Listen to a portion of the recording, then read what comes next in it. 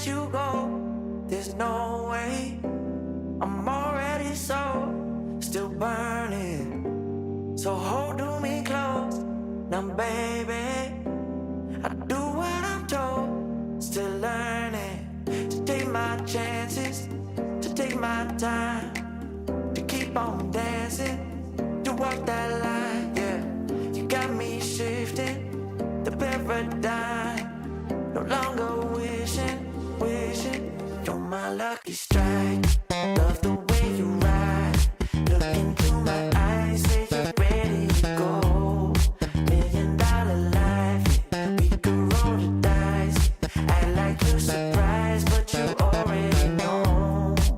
Oh yeah, got lucky overnight, jackpot when I got the invite.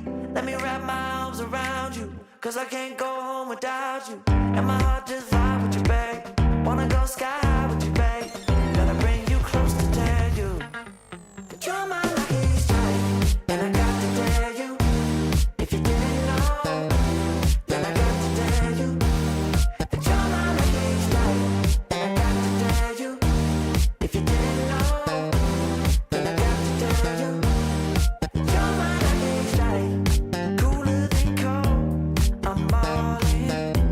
So load up the dice, so heavy. The way that you roll, I'm falling. So I never fall, I'm ready to take my chances, to take my time, to keep on dancing, to walk that line, yeah. You got me shifting the paradigm, no longer wishing. You're my lucky strike, yeah. Love the way you ride, look into my eyes, say you're ready to go. $1 million life, yeah. We could roll the dice, yeah. Act like you surprised, but you already know. You're my lucky strike, and I got to tell you, if you didn't know, then I got to tell you that you're my lucky strike. And I got to tell you, if you didn't know, then I got to tell you that you're my lucky strike. I can't let you go, there's no way. I'm already still burning. So hold me close, now baby. I do what I'm told, still learning to take my chances, to take my time, to keep on dancing, to walk that line, yeah.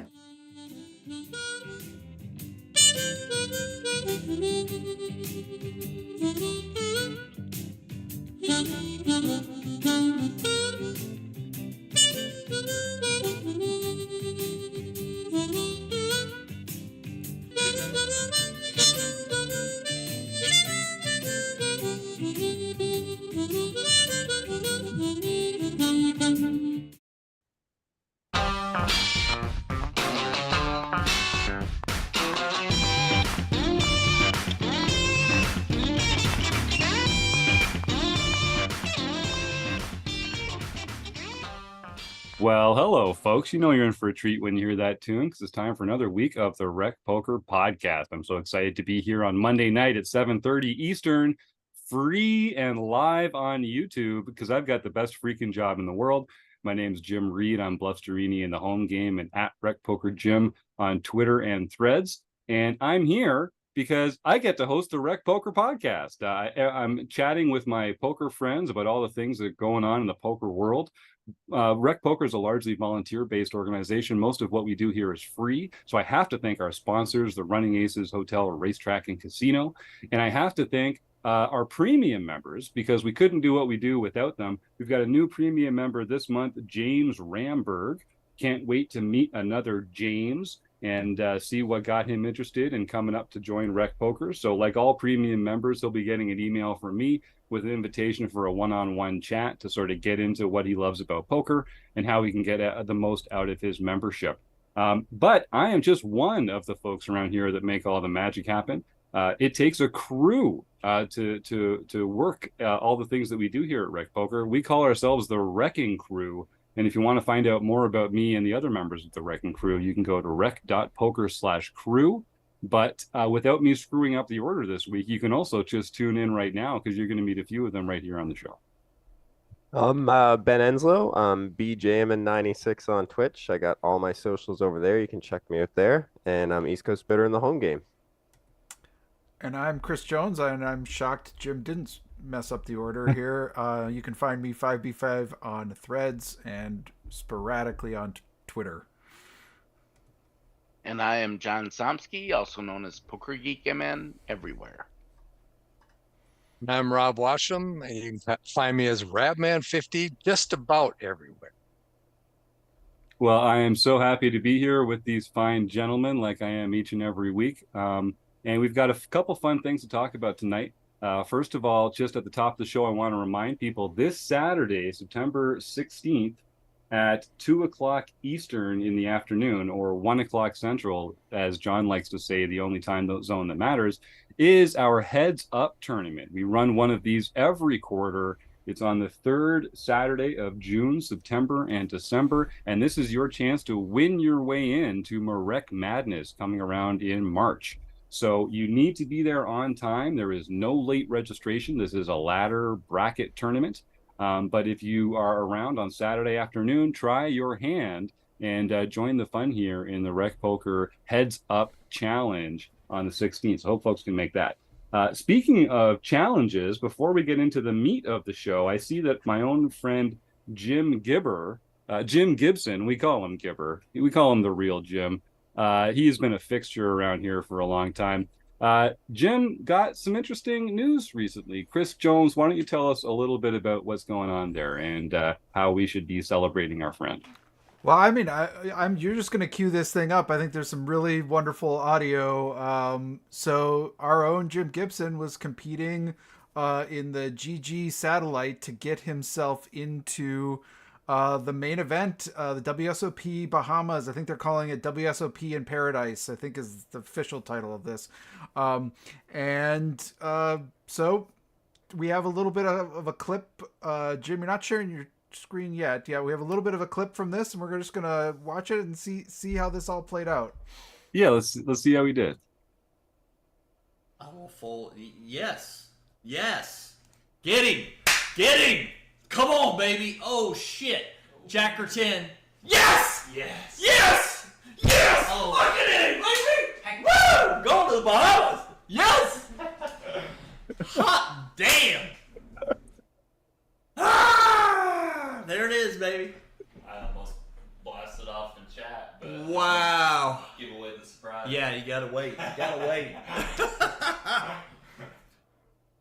Oh, it's Well, just so good. Sounds like he had some luck there. Yeah. Are some congratulate? Hold on. We got multiple screens open here. Hold on. I was watching it live last night when it happened. Yeah. And yeah, he was freaking out of his mind. He just went nuts. And so I guess so did everybody that was watching him live. Went nuts. So congratulations, Jim. I guess you've got some plans. It's December, right? This is the one that's coming up just before the holidays. So congratulations to the real Jim, Gibson. And he wins an opportunity to play in a really great main event. I think it's got a great structure. Go to a Paradise Place, and he has the privilege of buying $40 bottles of water. So it's a win-win-win everywhere, all around. That is so sweet. What a lucky guy. Yeah. And Jim, if we don't hook up between now and then at a RecPoker road trip, let me make sure I mail you out just a ton of patches, buddy. I want to see RecPoker all over that final table when you crush the field onto your eventual fantastic victory. So congratulations to Jim.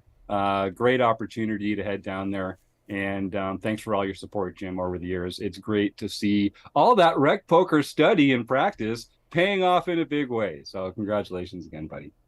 So that's just part of what's been going on. I mean, that's pretty damn exciting. But we had the Run Good road trip down to Baltimore. I got to go down there, did some carpooling with Kim Kilroy and Stu Carriage, which was fantastic. I had my audition for the Poker Friends Forever group. I think it went pretty well.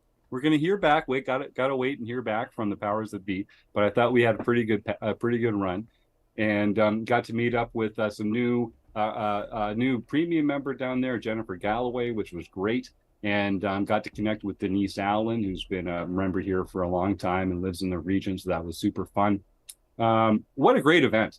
Those Run Good folks, they know how to have a good time. And I want to just remind folks, coming up November 14th through 19th in Council Bluffs, Iowa, we are going to blow the doors off that Run Good event. If you are listening to this, write it down, folks. Head over to rec.poker/road trips, and you can see some details about some upcoming road trips events. We're going to be in Cleveland. We're going to be in Montreal. We're going to be in Council Bluffs, Iowa. We're going to be back in Las Vegas, December. There's a lot of, I think we're going to be back in Minnesota in the new year, but nothing's confirmed yet. But there's a lot of exciting stuff happening over there as well. But the one I'm really looking forward to right now is Council Bluffs, Iowa, with the Run Good Poker Series, November 14th to 19th. We're going to be giving away a bunch of free prizes. There's going to be a bunch of RecPoker Wrecking Crew members down there. There's going to be promotional stuff from Run Good. There's going to be training opportunities. There's going to be free stuff. There's going to be fun stuff.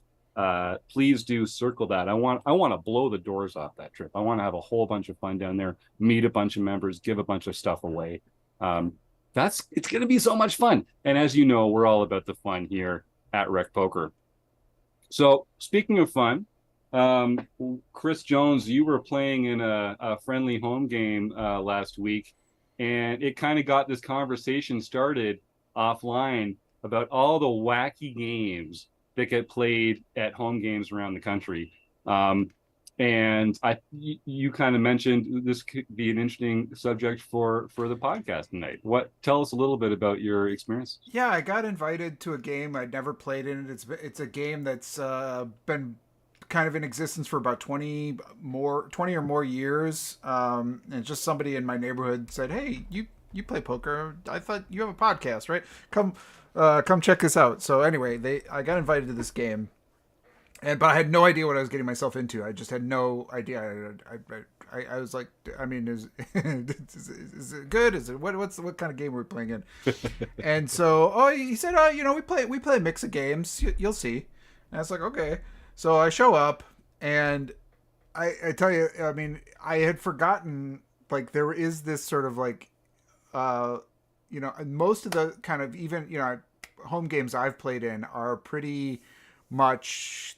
We play the standard games, the games you find at the WSOP, and this was not like that at all. It was just like crazy games. And one of the things I thought would be interesting to talk about is, and we can talk about what the crazy games are, but also like how you adjust on the fly to, you understand poker strategy, but like what does it do when you're trying to figure out, okay, well, this game, you have all this stuff going on, and we'll talk about some of the variations I played a little later, but like how do you even make some adjustments and play them properly as you're just kind of even learning the rules? Yeah, and I think we're all very familiar with No Limit Hold'em. Most of the listeners are, and some of us have kind of dipped a toe into Omaha. But I wanted to invite John Somsky to share the mic here a little bit, because John's our resident mixed game expert / enthusiast. And we've been trying to make mixed games kind of more of a presence here at RecPoker and in the poker world over the last couple of years. John, if you were playing at a home game, what are some of the mixed games that you feel like would be a good addition, that they're not so complicated or crazy that people are going to have trouble picking them up, but that, are interesting and fun and you enjoy playing? I find when playing in home games, I think lowball games are a good thing to add if you're not used to doing it, for a couple of reasons. There are people who claim they never get a good hand, therefore they should be instant winners at lowball games. And there's lots of different varieties of them. Raz is one of the most common people will be familiar with. That's in a 7-card stud format, where the best possible hand is ace through 5. So you have no pairs and aces counting low, and straights and flushes do not count in Raz. There's also Omaha high-low. If you're playing Omaha already, add a little high-low in there. I think that's always a fun way to expand things that isn't mind blowing. I mean, figuring out what a low hand is arguably easier than figuring out what the high hands are. So I think that's a great place to start. And I'll open it up to the panel or anyone watching in the YouTube chat. If you've got any experiences with wacky games being played at your home games, feel free to type them in. And I'll also remind if you're in the YouTube chat, we're going to be doing our raffle at the end of the show for a prize.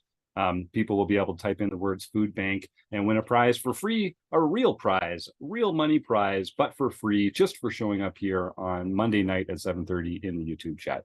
Rob, you unmuted there. Do you have a little experience with some wacky home games? Yes, I actually do. Long before I even knew Hold'em existed as a game. This was probably 35, 40 years ago. Probably, yeah, I was in my probably late 20s, early 30s. And we used to play around the kitchen table with my in-laws and my wife and her brothers and sisters and whatnot. And it would be, these games were like, I don't know where they came from. Spit in the Ocean was one. And now I can't even remember the rules for Spit in the Ocean, but it was Spit in the Ocean. And there was one called Chicago, and I think Chris mentioned that on Discord. And then we'd play blind baseball. And Blind baseball. I've heard of baseball, but what's blind baseball? Yep. So and then there was a for normal bunch of other games. baseball, 3s and 9s are wild. And if you get a 4 dealt up, you can buy another card from the dealer, is my understanding. It's a 7-card stud game, right? Basically the same. Except what happens is everybody gets dealt 7 cards and they're down. So you can't look at them. And then the first person to play puts up a card. Okay. Now that's the card that the next person has to beat. Okay. So then if the next person will pull up cards until they beat that card. So if the first person pulls up an ace, obviously you have to come up with a pair or whatever. And then, like you say, 3s and 9s are wild, and 4 gets you an extra card. Yeah, I've heard. So there's absolutely no strategy at all. That's like a lot of just hoping and praying when you flip your card and like squeezing the card and like, oh, okay. Correct.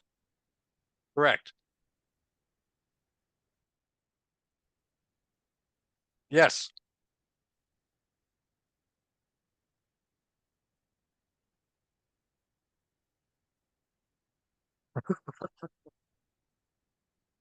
So Yes. the first peel would be more of like just the luck of the draw, but then after that you could use whatever cards, you could kind of discount some cards after once you start drawing more and more bets go in and stuff like that, basically. Well, the thing is if you're playing at a full table, so you can also play this game without any wilds or anything like that, and that's called 7-card no peek. 7 cards, everyone's dealt with them face down, and then you turn them over one at a time. But then you don't know if you want to be early or late in the thing, because you might get around. If you're the first one to draw, you get to turn 1 card over, and that's it.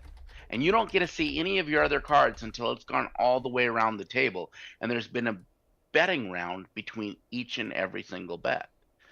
So that makes it a little bit difficult. So like some of these are the games that I learned to play growing up as a kid with my family, because we didn't play No Limit Hold'em. We played 5-card draw and 7-card stud, and maybe some 5-card stud.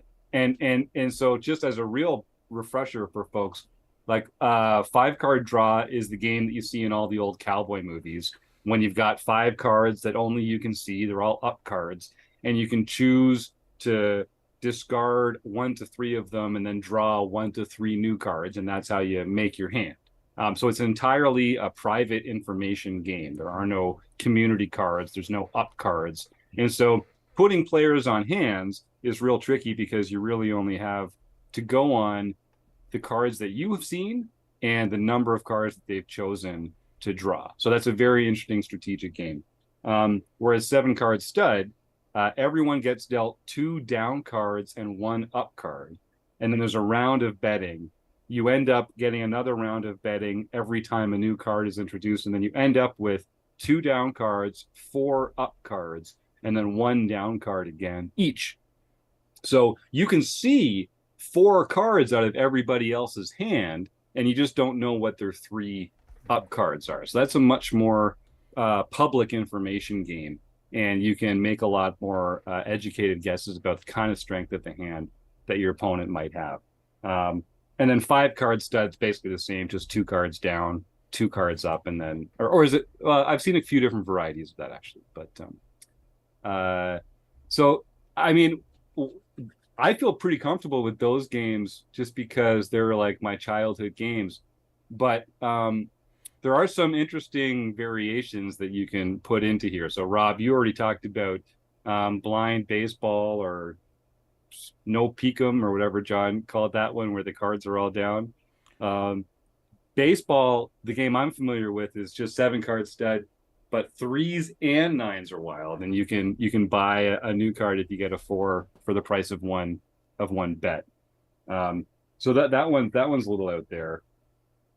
Chris, you mentioned is it Kings and Little Ones? That was one that I remember. Kings and Little Things was the game that they played, and this is where Kings are wild. So, and this is one where so Kings are wild, and everyone's lowest card, down card, is wild.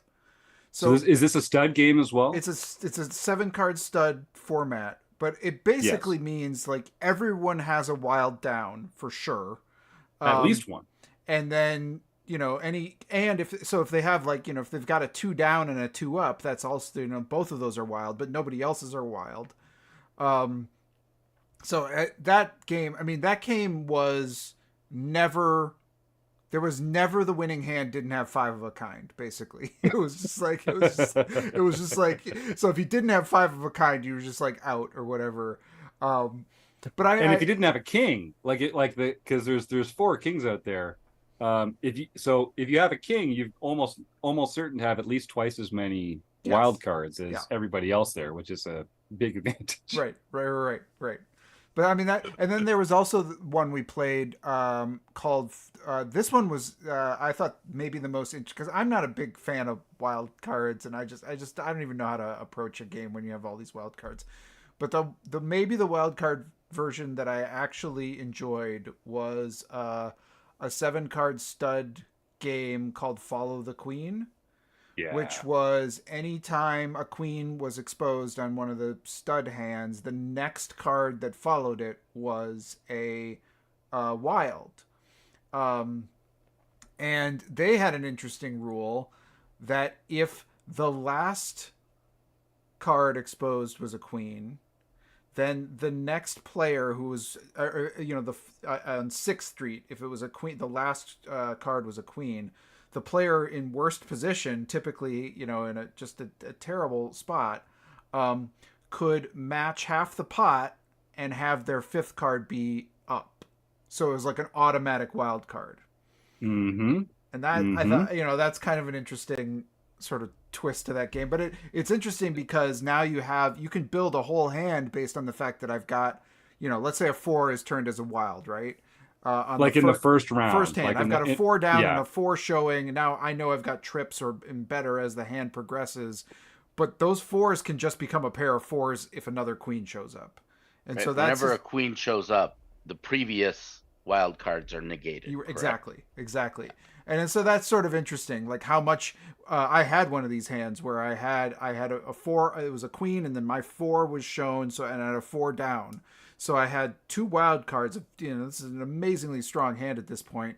But like, how much do I keep, betting at this, until knowing that this can all just fall apart and go to ashes? And when you're playing 7-card stud, that you're going to expose a lot of the cards in the deck, because you're, if you're playing with 6 players or 7 players, if you're playing with 7 players, that's 49 cards. Yeah. That's the bulk we had of the 7 deck. playing, so yeah, it was a lot of players. And nobody's folding those games. No, it's not like your typical stud game where it's very easy to fold after 3 cards, you just fold because you have nothing. But in this game, everybody stays because you never know what's going to happen. Right. And you're likely to see, 2 or even 3 queens come up over the course of the game, changing what the wild card is each time. So that one's a really fun one as well. I think someone also mentioned Chicago. When I was growing up, we played Chicago where it was a split pot game where half the pot went to whoever had the best hand and half the pot went to whoever had the highest buried spade. So whichever of everyone's down cards, the highest spade among the down cards would get half the pot. So they played they played it with the low spade in this. There's high Chicago and low Chicago. And I think low Chicago is a little bit better of a game because that means whoever's going for the low half of the pot has a crappy card. Right. So it's less likely to play with the other half of the pot. Yeah. Yeah. And that was interesting. I think the most interesting strategy as I was thinking about that is when you've got a high hand that's really strong but not the nuts, or not the potential nuts at least, how aggressive do you get in that game when you don't have a spade? And then equally when you have the 3 of spades or something, can you go bananas with the 3 of spades? I don't really know. Well, if you see the 2 of spades up. Well, yeah. But yeah, that's another one of those where as the deck gets dealt out, you might see those higher or lower spades get shown. Or depending on who you're playing against, you might just see it reflected in their eyeballs getting big and excited as they look at that last down card that comes. Please. And that's a good example of a game. While there is luck involved and there is definitely a strategy to it. If you have half the pot locked up, like any split pot game, and you're still drawing live for the other half, and because in this you're not going to split, you're not going to get quartered or anything like that. You can drive the action and try to get just as much money as possible in there. Yep. Yeah, I like that. And so those are a lot of the wild card games kind of thing. The only other wild card variant that jumped out to me from my own childhood was just with any of these games, you can just pick a wild card, 2s are wild or 7s are wild or something like that. The one that my dad always liked was One-Eyed Jacks and the Man with the Axe. It was just it's still just 3 cards. It's the 2 One-Eyed Jacks, and I think it's the King of Diamonds that's holding the axe in one hand. But I always thought that was just a cool way of saying it.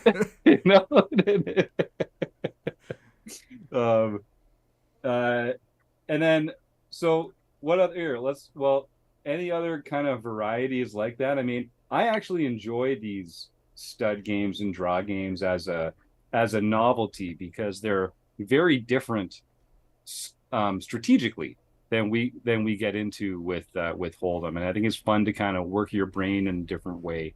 John, you were going to say something there. Yeah, well, when I was young, we had a whole different class of games as well, and they aren't officially poker, but they usually were played at poker nights. And in these games, you typically start off with an ante, and then you would be betting against the pot to try to take some money in or out of the pot.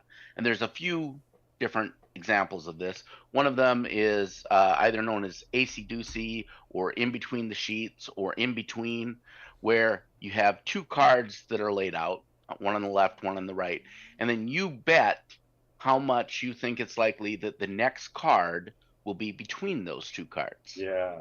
And and you can bet up to the amount that's in the pot currently. And if you lose, you have to match. You have to put that much into the pot. If you win, you pull that much out of the pot.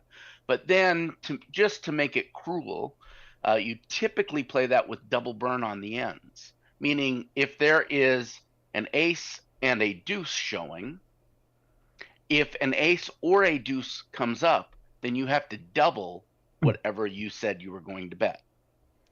I've also seen it played with guts. There's 2-card or 3-card variants of guts where it's like the best 2 cards will take the pot. And in those games, I've typically played it where you do a 1, 2, 3 drop.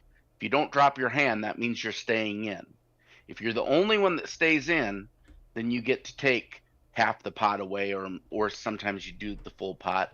But if you didn't, everyone in there, if 3 people stayed, 1 person would take the pot, the other 2 would match it, and then the game would keep going on from there. Oh, That's how in college we were playing poker a lot, and it was all penny ante poker. I mean, really penny ante. And one night, someone lost $30, which is real money in college back in a long time ago. So after that, we switched to playing spades and hearts instead of great games. having poker nights. Also great games. We had a game sort of like that, which was called Bowie. I don't know if you ever heard of that game, where you're dealt 5 cards, and it plays like bridge, where you're trying to take tricks, so everyone's dealt 5 cards, and then you turn over the last card, and that whatever that is now trump. Those are trump cards, and so and you're dealt 5. Your goal is, if you win 3 of the 5 tricks, you get to take the pot. If you take 0 tricks, you have to match the pot. And you have this thing where, like, you get to see your hand, you get to see the trump, and then you do this thing where, like, I'm either in or I'm out. But if you're out, you don't have a chance to win the pot.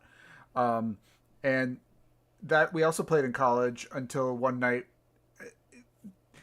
You get these sort of exponential things where things keep doubling, and suddenly you're playing with pennies, and suddenly it's like, there's $200 in the pot, and somebody might have to match it, and that's like what we eat on for the next 3 months or whatever, And it's those games got a little crazy. And typically with these types of games, it's not table stakes, meaning you're liable for whatever you bet, no matter how much money you have in front of you on the table. You have to reach into your wallet or write a check or whatever. And for some of our younger listeners, a check is like a written IOU that people used to. I was going to transfer ask about that. other. I wasn't. I didn't want to say anything. It's I'm been the younger one in the crowd, so I mean, I don't want to. For all you university students, college students out there that are like, a check. We even spell it with a U up here. That'd be even more confusing. And a Q. To you guys. I know, we're like all over it up here. It's all coming apart. Sorry, Rob, I cut you off. No, I was just going to say, guts and in between, I've lost more money playing those 2 games than any other games in the history of poker. And I've lost some money playing No Limit Hold'em, obviously, but guts and in between, you got the ace and the king out there, and I'm going to hit that because the ace can be high or low. I'm going to hit that, sure, and an ace comes up. Right. Or guts, you got a pair of aces, and it's just craziness. I just say.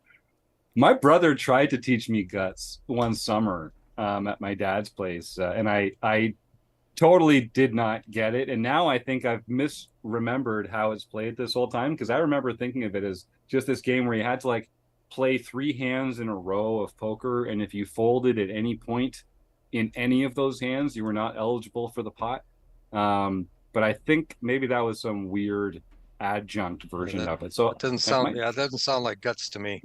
Okay, that actually reassures me, because that sure seemed like a wacky game. Another variation that came up the other night that people picked quite a few times was double board Hold'em or double board Omaha, where it's a split pot game, and you can win both, but you're trying to sort of.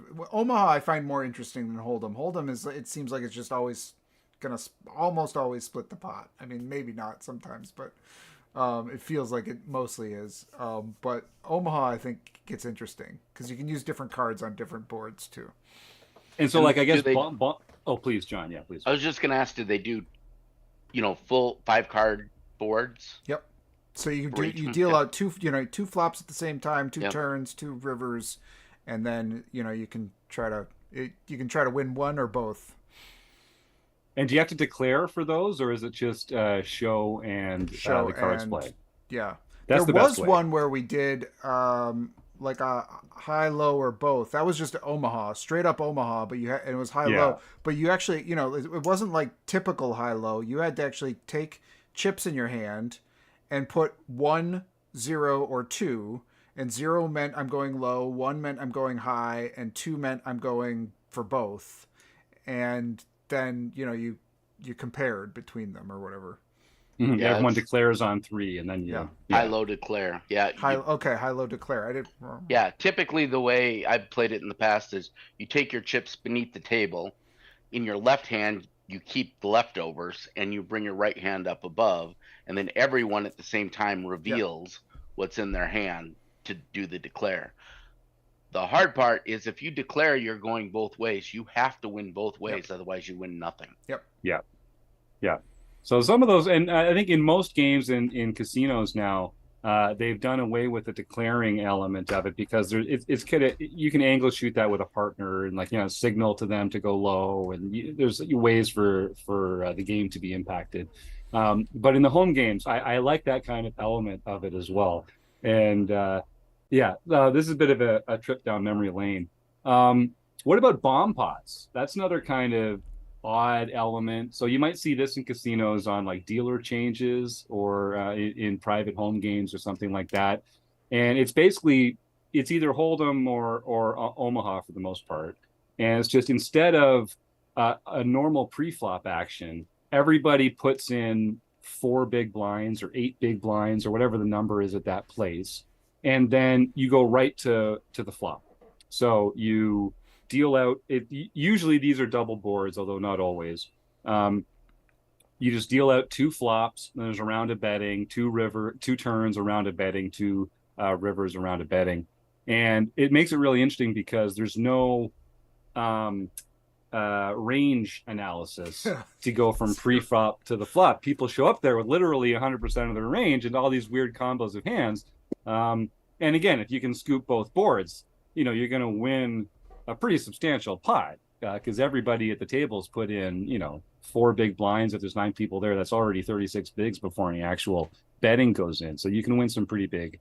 What kind of adjustments, let's talk about that just for a second, because this is a game that folks might actually encounter.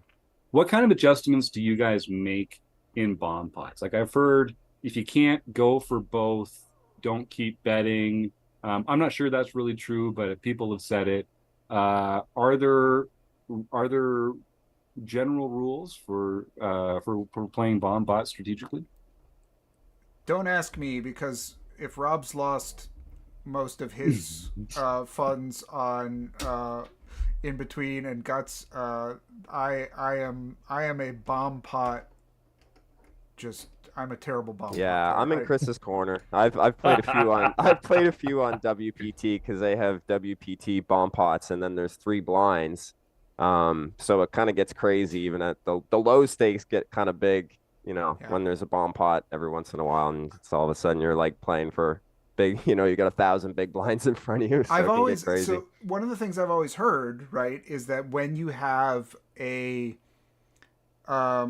especially in Hold'em bomb pots, when you have a draw to the nuts, that you should just go nuts. Basically, you just go crazy. So like if you've got the ace high, if you got ace 5 of spades, and there's 2 spades in the board, like that's just sort of like your permission to put a lot of chips in the middle. And I have tried that, and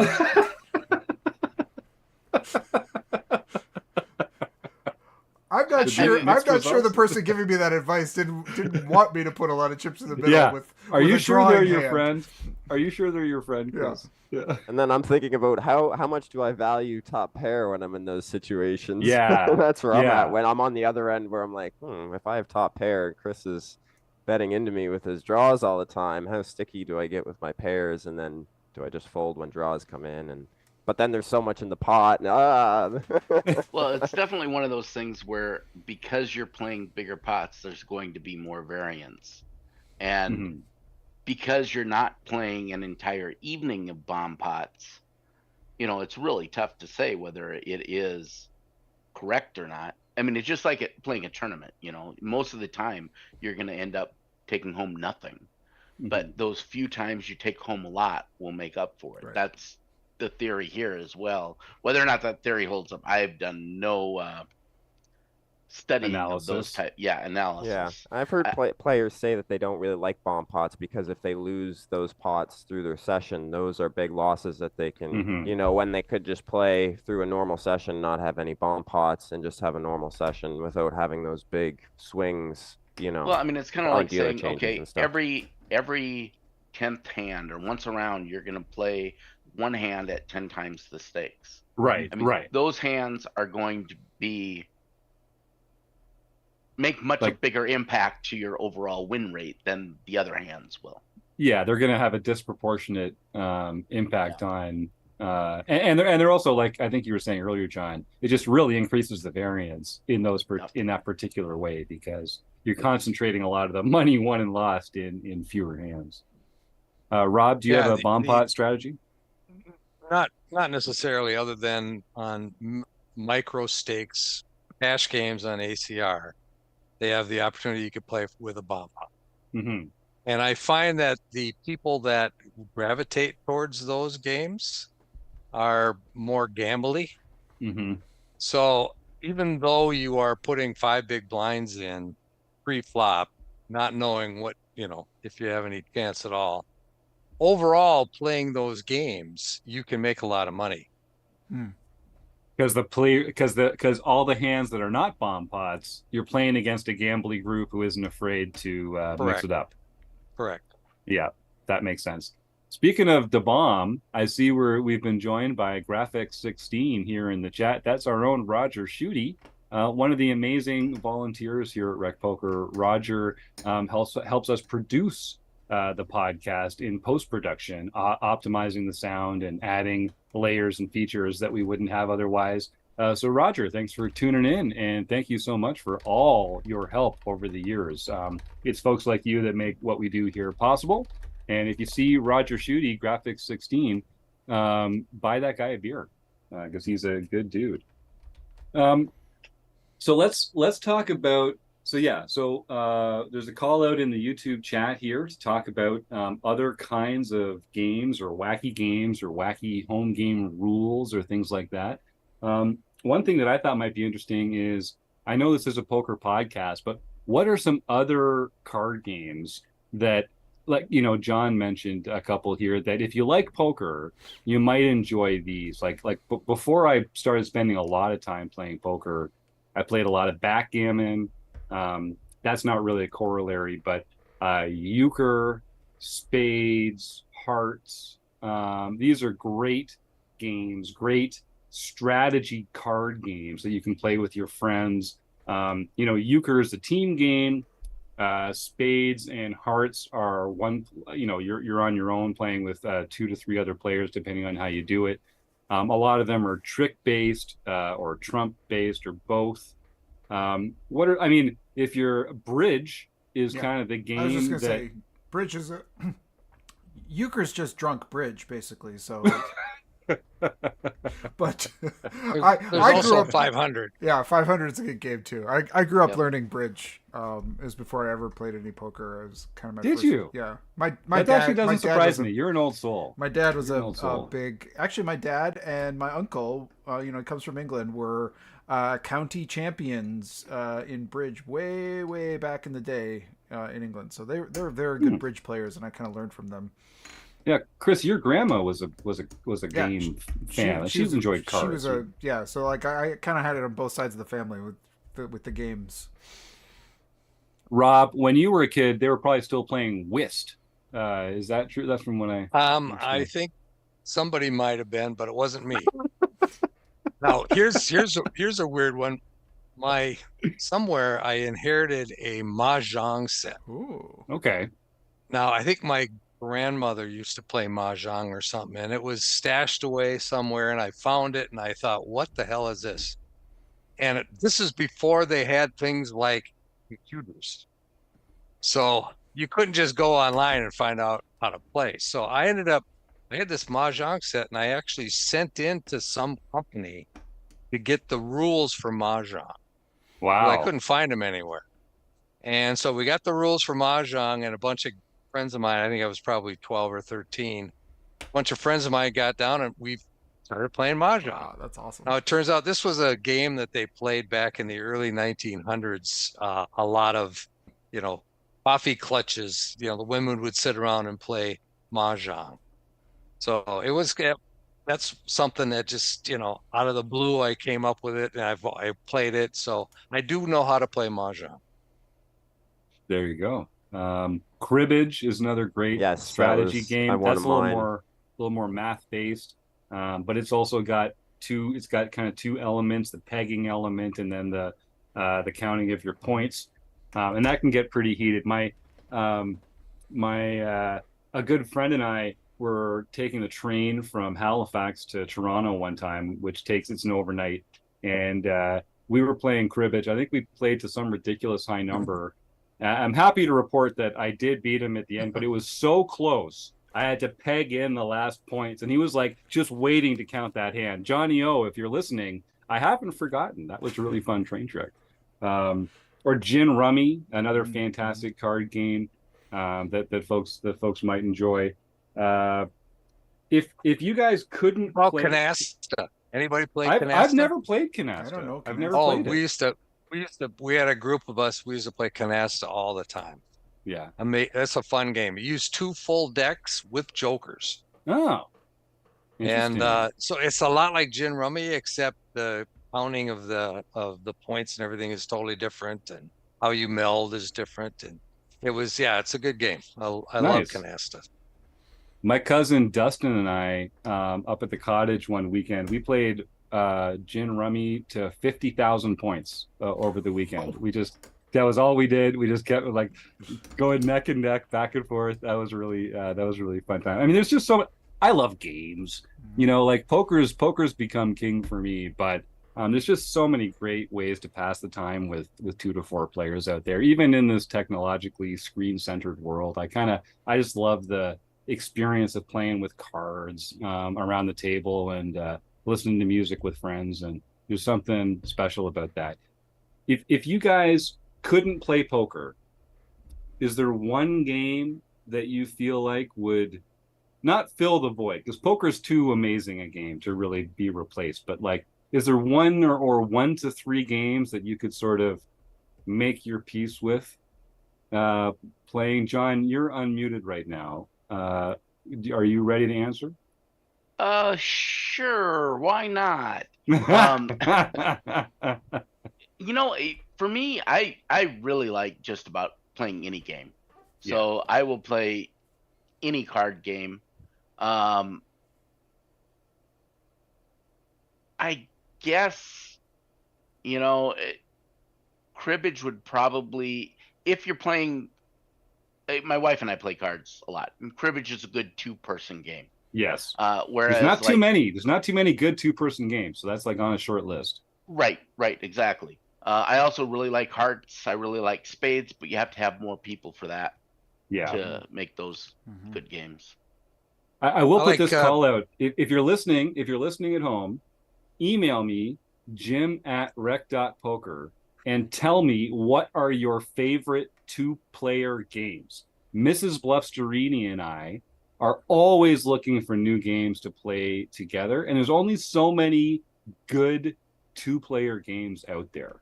So tweet me at RecPokerJim, email me, jim@rec.poker, type it in the YouTube chat, send up a smoke signal. I want to know what are the good 2-player games out there that I haven't tried yet. Sorry, Rob, you're saying. I was just going to say backgammon, Gin Rummy, and cribbage are probably the 3 best 2-player games I'm aware of. Yeah. There's also Wizard. Wizard is a game that's there's also chess. I mean, if you chess. I played a lot of chess when I was a kid. I don't play it anymore. I don't have anybody to play it with, but I suppose I could play it online if I wanted to. But it's totally different today than it was then. Before the advent of the computers and and all of the solvers and everything that's going on today. Back in the day when I was a teenager, they didn't have any of that crap. And so you were pretty much, you went Uphill to in the the snow both library to get ways. you went to the library to get a book to find out anything, or Right. you looked at an encyclopedia, which people don't even know what those are anymore. So anyway, that's a totally different world. Yeah, we got a comment from the YouTube chat. Our own Gibber recommends Farkle, which is a dice game. I have played Farkle. That's a great one. I played that with some friends at a party, I don't know, last year or sometime. It's a wagering game with dice. So poker fans might enjoy that aspect of it as well. Yeah, I really enjoyed that. We played as a family group here a couple times, and yeah, we really like Farkle. It's kind of like a wagering game, and oh, what's the other one that's Yahtzee? Almost like Oh, Yahtzee yeah. in a way, like very similar kind of I never feel. played Yahtzee's is another one. What But about, yeah, what about cribbage. you?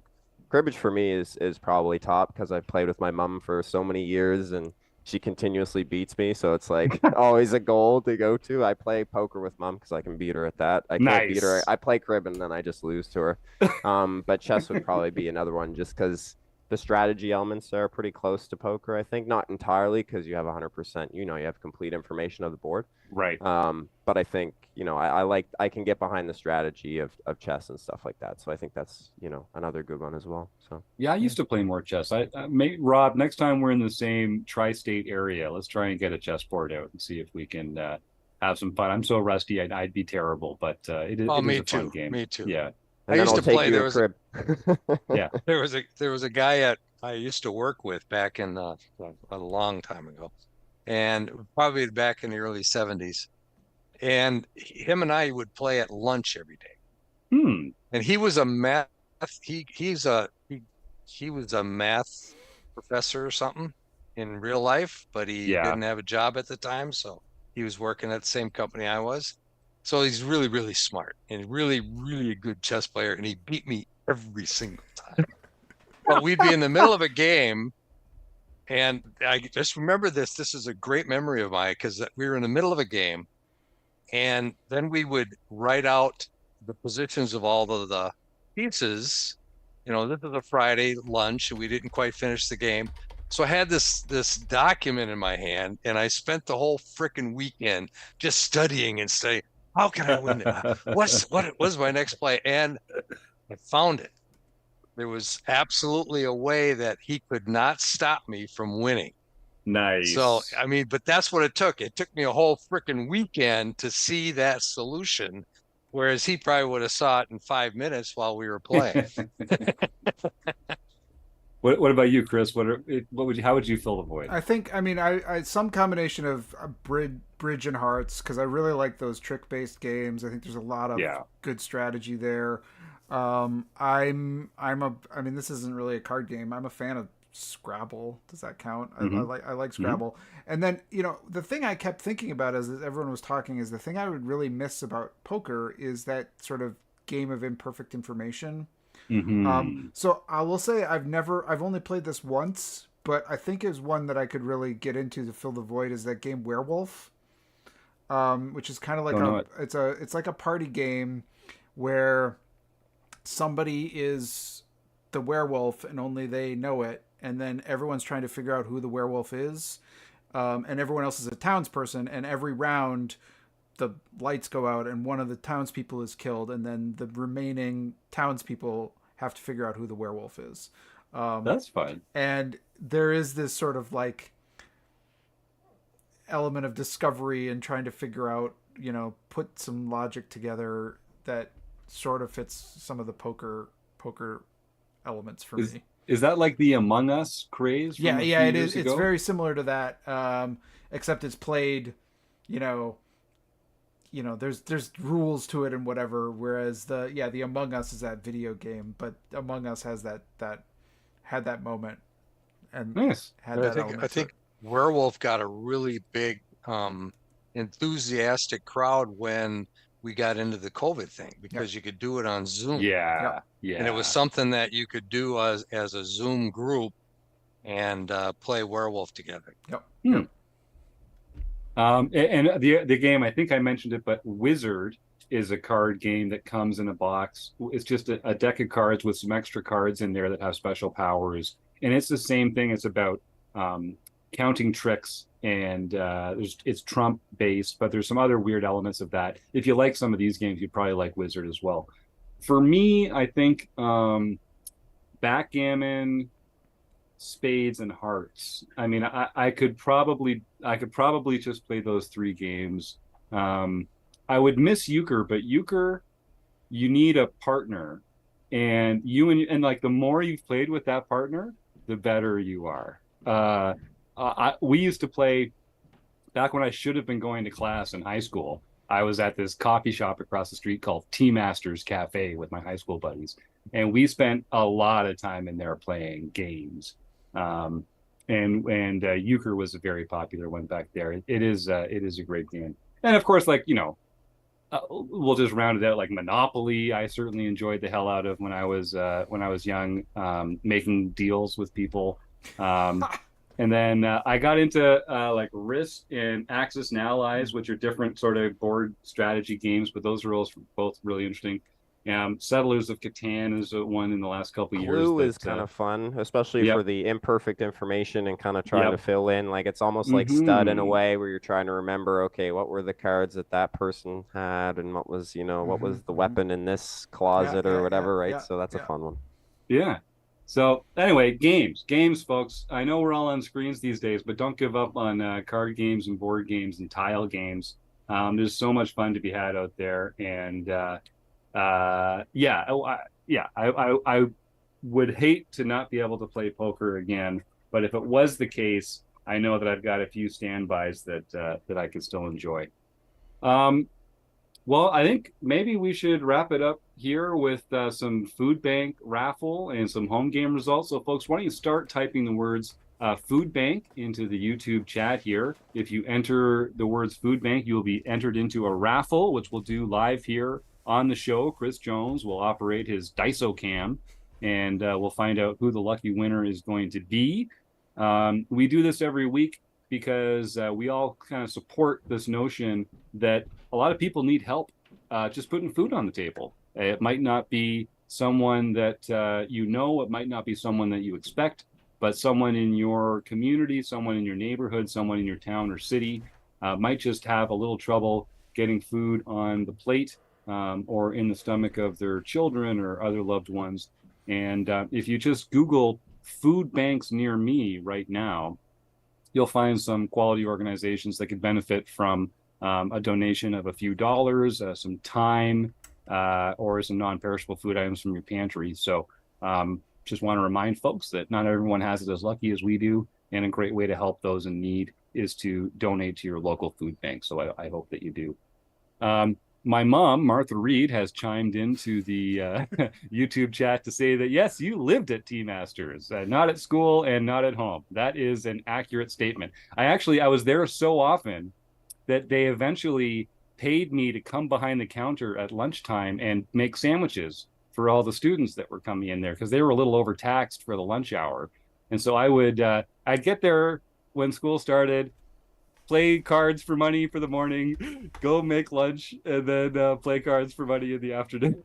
Go to a couple classes. It was a good time. We had a lot of fun at the Tea Masters Cafe. Shout out to Flamingo, the fantastic owner there who made my life so much fun in those years at Northern.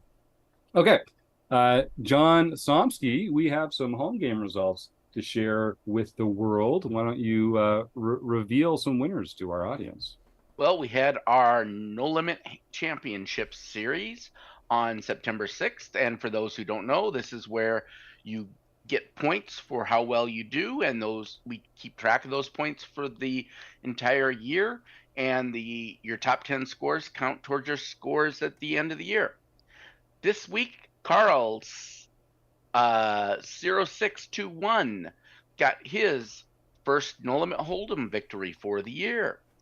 And Bone Crusher 14, Marcel Dusk. Dusick. Dusick.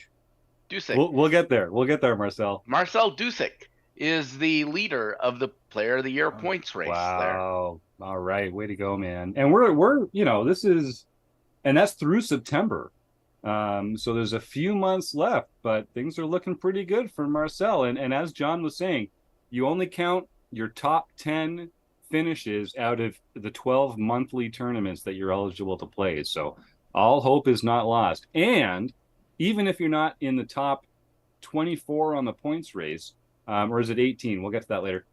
Every winner of one of these is also invited to that end of year championship. So even if you've only been joining us recently and you're not in contention for the player of the year points race, you can still win your way into the Tournament of Champions, the championship tournament at the end of the year, just by winning the first Wednesday in October, November, or December.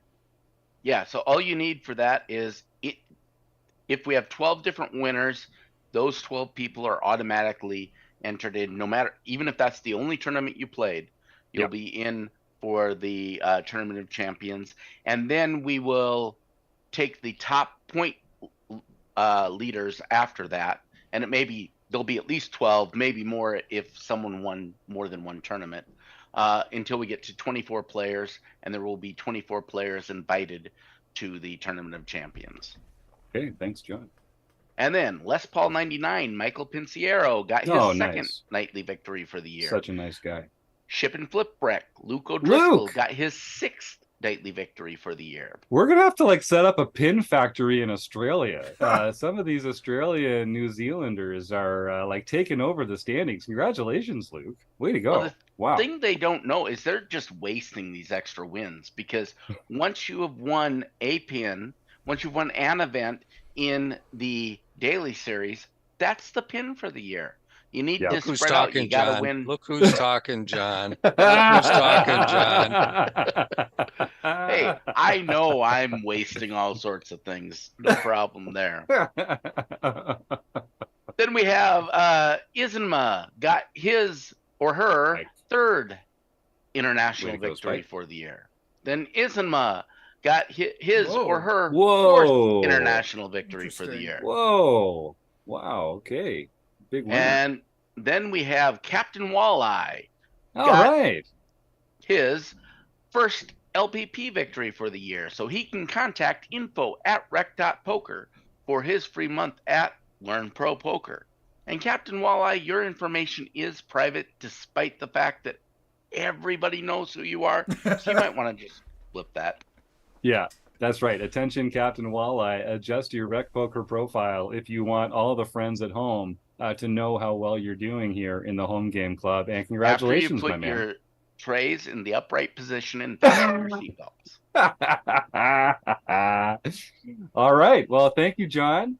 And it looks like we've activated the Daiso cam. Chris, I see Roger, Jim, and Ron, I believe, is K-Poker Wannabe. Ron, thanks for tuning in this week. Yeah. That makes 3 to my count. Is that how you see it as well? I've got the 6-sider. We'll do 1 and 2, 3 and 4, and 5 and 6. Yep. All right, sounds good. Let's see how we do. It's a 1. It's a 1. It's a Jim Reed roll. It's a you were due. Oh, well, good things happen to good people. Roger Schutte, Graphics 16, you are the winner. Now, Roger, you're already a premium member at RecPoker, so you have unlocked a free month at either Tournament Poker Edge, PokerCoaching.com, or Learn Pro Poker. These are 3 of our learning partners who have volunteered some prizes of free months at their fantastic training sites. So send that email, sir, info@rec.poker, and get it on the record. And I'll send you a code you can use to try a free month at one of those fantastic organizations. And thanks again, Roger, for all you do. This is a small token of our appreciation. Well, what else do we have coming up here, folks? We already mentioned on this Saturday, the 16th of September, it's the Heads Up series at 2 o'clock Eastern, 1 o'clock Central, the only time zone that matters. If you're a little behind on your listening, next week we're going to have Derek Tenbush from Tournament Poker Edge on the podcast on Monday night. Next week, we've also got the book study on Wednesday, Taylor's Twitch stream every Wednesday night. On Thursday, there's Joe's Poker Psyops, followed by the Peel. That's Eric Jin's Play, Explain, and Learn, which he does every Thursday at 10:30 Eastern. Ben himself is out there in the Twitch streets on Fridays and Saturdays, and sometimes even more than that. You can find all these events. If you go to rec.poker/events, you will see a pretty packed event schedule with multiple events every day. Some are free, some are only available to our premium members, but I'd encourage you folks go. And our 1 month of our premium membership only costs $5 if you use the code RecPoker at checkout. So I'd encourage you to do that. And like I said, if you're up to get some live travel in, head over to rec.poker/road trips and see if there's anything coming up in your region. And if there isn't, send that email, jim@rec.poker. I was emailing with Michael Savage down in Texas about some card rooms in his region. I'm trying to find the right window to set up a trip down there, but I'd love to get down to Texas and play some cards there. So if there's not a Rec Poker road trip heading to where you are, send an email to see if we can make something happen. We're also talking about maybe getting down to Cincinnati because we've got some locals down there that think it would be fun to have a Rec Poker road trip. So let's make it happen. Well, folks, thank you again for everything, for listening, for showing up in the YouTube chat. Thanks to the Running Aces Hotel, Racetrack, and Casino. Thanks to John Somsky, Rob Washam, Ben Enslow, and Chris Jones. And of course, everyone at home listening along. We couldn't do it without you. So thanks for your support, and we'll see you next week on the Rec Poker Podcast. Have a good night, everybody.